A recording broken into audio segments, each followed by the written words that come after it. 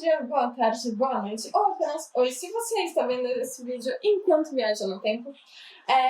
Hoje a gente tem a nossa segunda parte do Psicóloga Responde e a gente vai continuar conceituando ansiedade. Para isso, eu vou ler uma pergunta que foi anônima, considerando que para muita gente que já tem ansiedade, os remédios não estão mais funcionando porque isso agrava, e aí como lidar com essa ansiedade é uma coisa fundamental.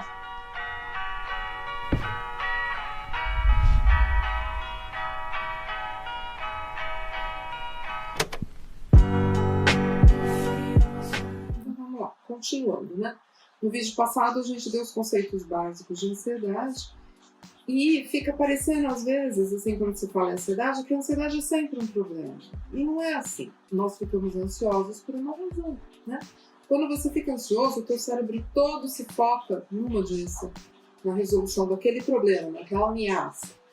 Quando a ameaça é uma prova, uma competição, que você quer sair bem, então isso é maravilhoso, porque você ignora estímulos externos e se coloca totalmente em função de resolver o seu problema. E aí que eu falo, vive o superpoder. Eu, assim, num estado de ansiedade, quando eu estava acabando o mestrado, estava me faltando um capítulo, eu consegui ler 6 livros do Paulo Freire num dia só. Normalmente eu não faço isso, né? Assim, porque eu estava realmente muito adrenalizada, muito focada no assunto. E no fim do dia ainda escrevi 20 páginas sobre esses livros, né? É incrível o que a gente pode fazer. A gente tem aqui a curva de desempenho ótimo, que é um estado de fluxo. O gato tá aqui, gente. Eu acho que agora tá aparecendo o Dexter, sai daí.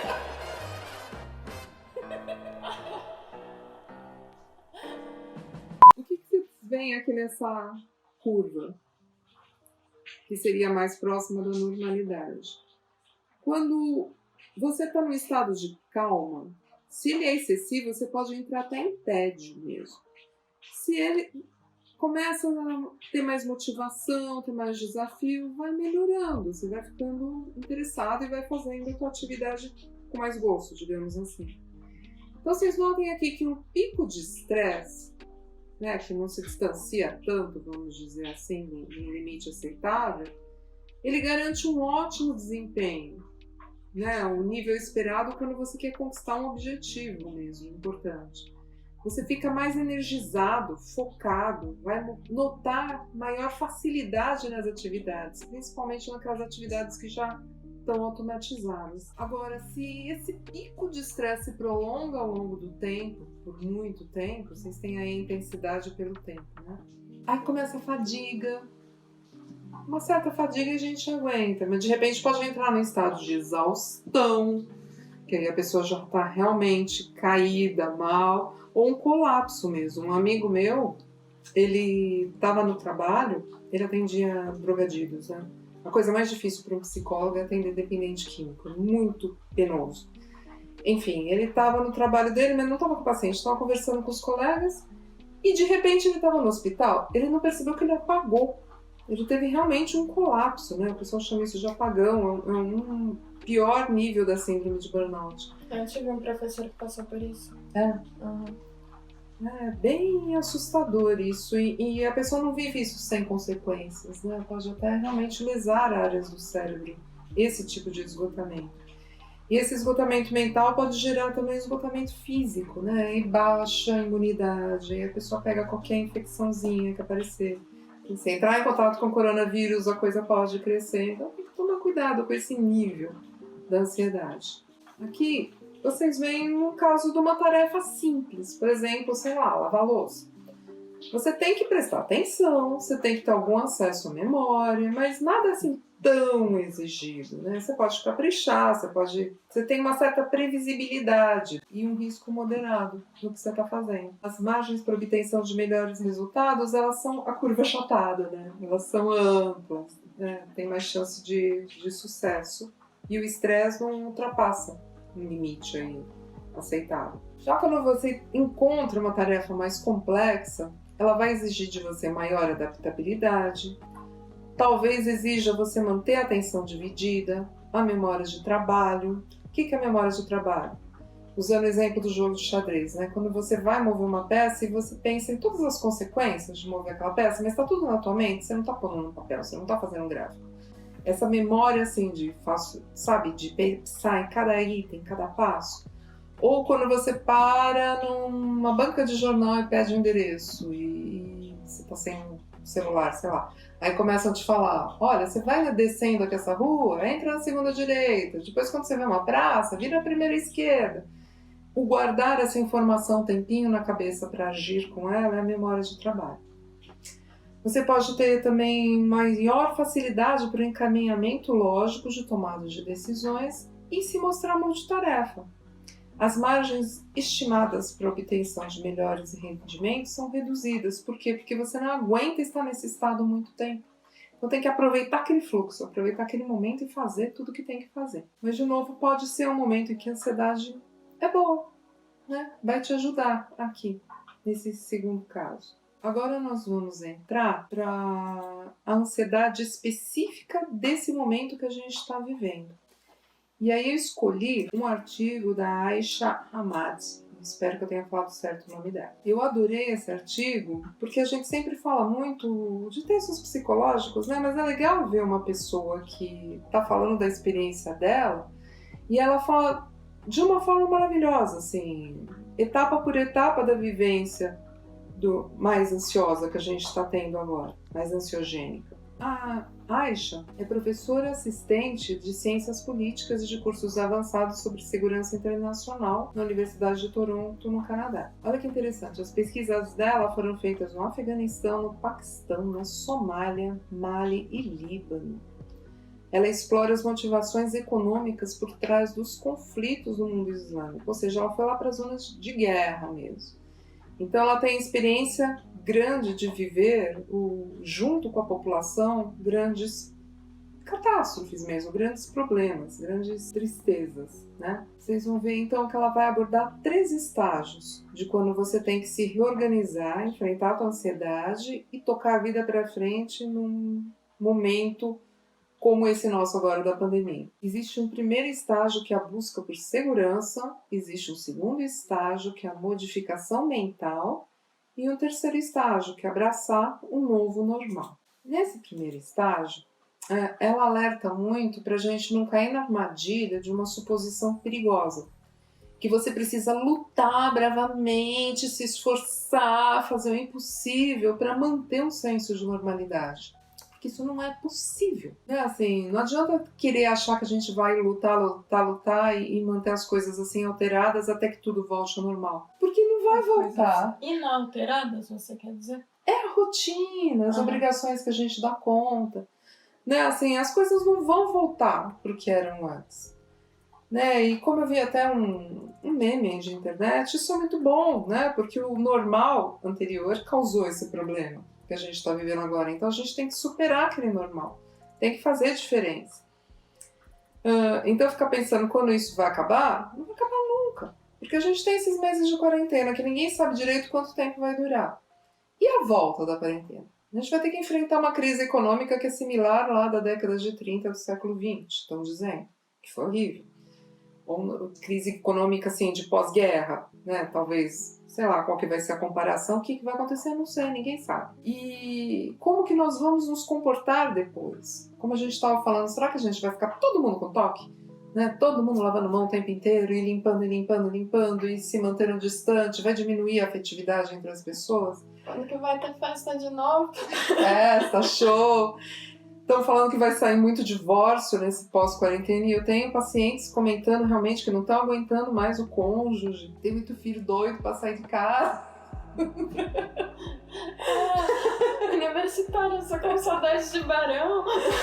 Mas sei lá, vai ficar diferente. Talvez mude detalhes, talvez depois de um tempo as coisas se acomodem, mas igual não vai ficar. Então o que nós temos que viver? Essa reorganização.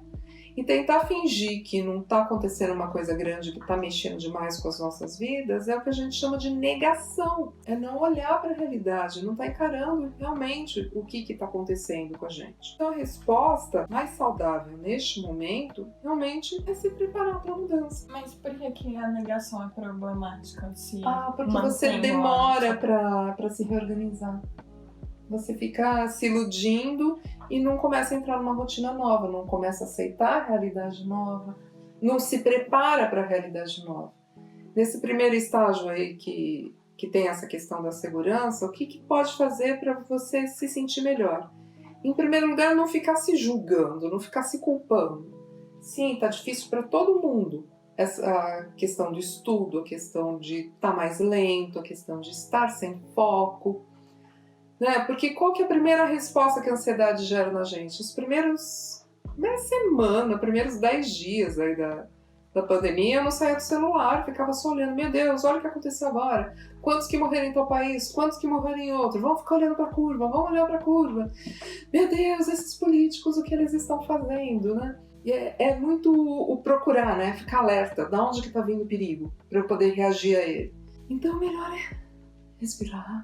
Vamos viver o presente, né? Assim, precisa comprar alguma coisa para ter em casa por 15 dias, um mês, para não precisar ficar saindo para fazer compra? Vamos fazer isso. Ou os idosos da família estão bem protegidos? Tem quem cuide deles, tem quem faça compra para eles. Se não tem, o que dá para fazer para organizar isso? Porque senão não dá para ficar indiferente para os velhinhos e achar que está tudo bem. A gente tem que saber como eles estão.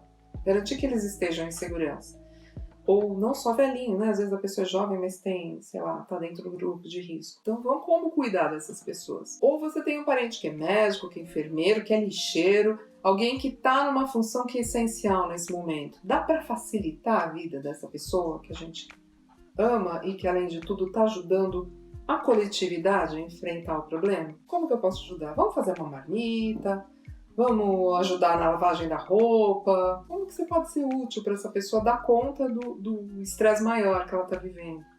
Esse é o primeiro estágio, né? Ele pode durar mais ou menos esse tempo aí que começou a quarentena, meio de março, né? Para cá, para abril. Eu acho que a maioria de nós já deve estar entrando no segundo estágio, mas se algum de vocês sentir que ainda está nesse primeiro estágio,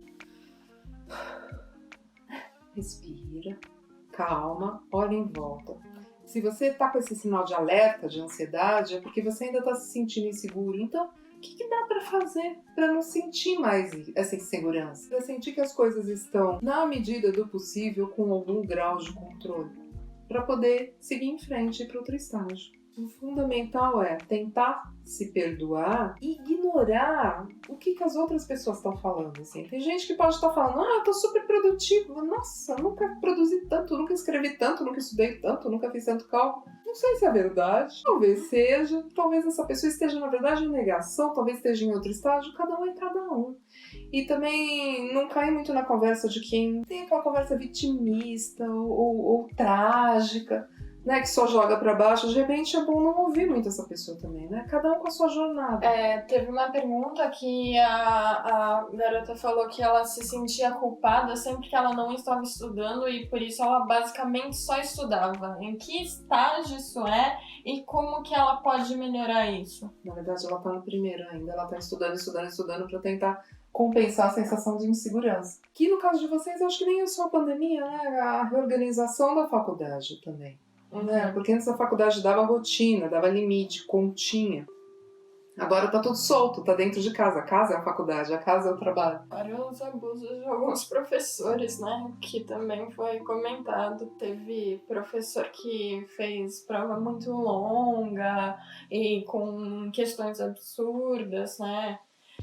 Teve professor falando que a única prova vai ser exame, né? O CAF, inclusive, já fez uma carta, não sei o que é, denunciando isso, que mandaram pro IFGW. Olha, a gente também tem que ter paciência em julgar os outros, conversar com os professores, porque os professores também estão desorganizados, gente, eles estão vivendo isso também. Então, imagina como é que eles vão montar a agenda deles. Precisa realmente do diálogo, da negociação, né? O fato é, coloca na tua cabeça que você não está fracassando. E essa questão do como organizar o horário, de sentir que está só estudando, a gente vai dar umas dicas um pouquinho mais pra frente, tá? Em outros vídeos. E assim, quem mora com você? Você tá numa república, você tá morando sozinho, você tá com a tua família. O fato é que quem tá no mesmo teto que você é a sua equipe, né? E o melhor jeito de você jogar bem é você ser um bom companheiro de equipe. Então, assim, as coisas têm que ser negociadas e conversadas para que um cuide do outro, né? E se existe alguma questão que possa atrapalhar um ao outro, isso vai ter que ser conversado e negociado. É assunto de outro vídeo também que vai vir daqui a pouco. Mas o fato é que ninguém vive bem sozinho. A gente tem que criar uma rede sustentável de apoio social agora. Se deu azar de, neste momento, não ser quem está morando com você, então vamos procurar os contatos, né? Vamos conversar com os amigos pelo WhatsApp, e troca vídeo, e troca foto, e troca informação, né? Nossa, como é importante trocar informação com as pessoas atualmente. Sempre é, mas agora tá vital. E pessoas que dê pra desabafar, né? Não é com todo mundo, né, que a gente pode desabafar. Então, sentir quem vai estar aberto, vai estar receptivo para trocar emoções. Né? Segundo estágio, começa a modificação mental. Na verdade, é um estágio intermediário entre o pico da crise de ansiedade e a resolução dessa situação. Eu me vejo nesse estado, na modificação. Você começa a se sentir mais estável. Tanto a sua mente quanto o seu corpo começam a se adaptar, mas pode ter uns picos maiores ainda de ansiedade. Só que agora o cérebro da gente já começa a se organizar para a crise e além da crise, né, para cuidar da vida, né, dar conta dos objetivos profissionais, escolares. Só que é inútil forçar isso, sabe, gente?